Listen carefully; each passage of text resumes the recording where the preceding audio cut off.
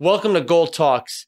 On these little clips, we're going to meet some very interesting people that are going to connect sports, football particularly, and mental health and wellness. I hope you enjoy.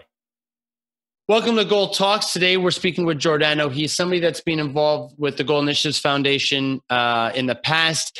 And part of what we're doing now moving forward is we're getting into these conversations, which is something that we've done on a larger scale, but now we want to get on to a one-on-one scenario where we're showing and we'd like to discuss the importance of mental health and wellness in sport and how they all tie in perfectly as an ecosystem. So Jordano, thank you for joining us.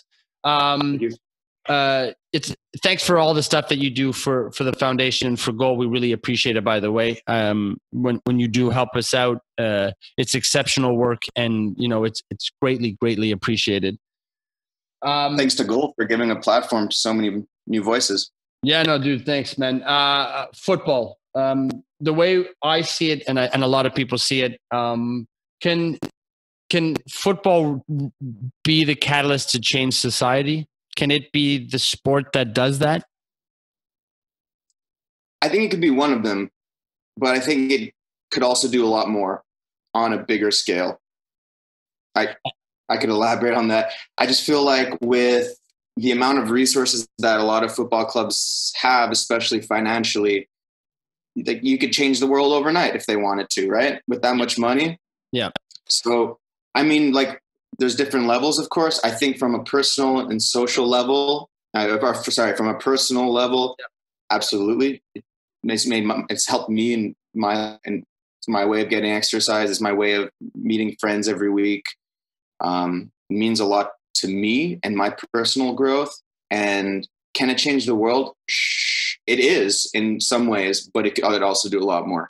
Yeah, and that sort of leads me to my next question on, does it have an obligation? Does it have an obligation? Does football have an obligation, being the sport of the world, the amount of money that's flowing through it, the amount of attention that it gets, the amount of social content, that it represents, things that happen with fans, things that happen with players. Right now we're focusing specifically on race issues, which has been, race and that has been part of football's lexicon forever. And now it's just up in the forefront. But the question is it obliged? Does football have no choice but to really make some statements and some changes? And like you said, have to just go, listen, it's not just going to be a fun campaign and a little bit of money. We're going to really step it up. Do they have that obligation? Well, I think for me, like, football and football teams are the players. So if the players are speaking out, then absolutely, because that's what football is the team. And now we see it more, and especially with the growth of social media platforms, and now especially as you alluded to with the Black Lives Matter movement and protests. Like,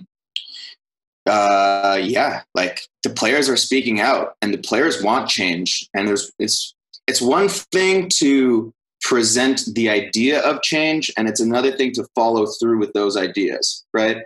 So, like, I think that, like, as long as the players keep on voicing those concerns and voicing the things that matter to them, and like using that platform as a tool with bravery to continue speaking about those issues, I think they don't have a choice, because it's like, enough people raise a voice. Like, it doesn't matter who's got the money. Like, you can't. Yeah, you got to keep your players happy, and that's a big part of it. Yeah, and if they're doing their part, then the clubs almost have no choice, because their hand is forced, because their product, as you said, like the player, if that's what they need and want, then everybody has to sort of fall in line in that respect. Yeah, that's a very good point. The other thing, and you actually just brought it up, does football, and how does football help on a mental health directive? And so what I mean to say is that Goal Initiative Foundation's big thing is about mental health and wellness, and how, activity and mindfulness sort of all combined make you sort of a better person. And what I mean by that is it just helps. It, gets the blood going, gets the mind going, oxygenation, like all the things that you as a human, like, okay, it can help with stuff. do you feel that it's those two things go hand in hand totally? And have you seen how that might have helped you in your life? Yeah, and like you said, like, yeah, goal is a proponent of change, and that's be the change we want to see. Right? So, I think like bringing up these, and last year also really importantly, as well as mental health, was also the topic of women in sports. I remember doing some videos, and like that's a very big issue as well. But keeping on topic, yeah, like for me, it's just like it's in times where it's difficult to maybe express yourself in a community form. For me, like that's my escape. That's my community. My soccer, my 7-a-side team. Like I'll see them sometimes grabbing beers, but I mainly just see them playing soccer. So it's like the communication is through the activity, and through the activity is like we grow together and we go through like the things, like all this. Can we swear all the shit that we go through during the day? Like we just keep it up. I mean, hopefully not in a negative way. No, but you work it out. You use it as an opportunity to work it out of your system. It's cathartic. Yeah. Unless like, and hopefully you're not a dick and hurting people on the field. Right. And that, if you're doing that, I'm totally not okay with that as a form of catharsis. But just the act of playing itself could be it itself, especially for like 7-a-side recreational teams. Yeah, and working as a team, also you guys go up and down. You get scored like that whole up and down of playing a match is the emotions, the turning on each other, backing each other up, supporting each other, the whole 9 yards. Mm-hmm. Right? Yeah. So listen, thank you for answering these questions. It's short and sweet, and I appreciate it. So Jordano, thank you for answering some questions on this segment of Goal Talks.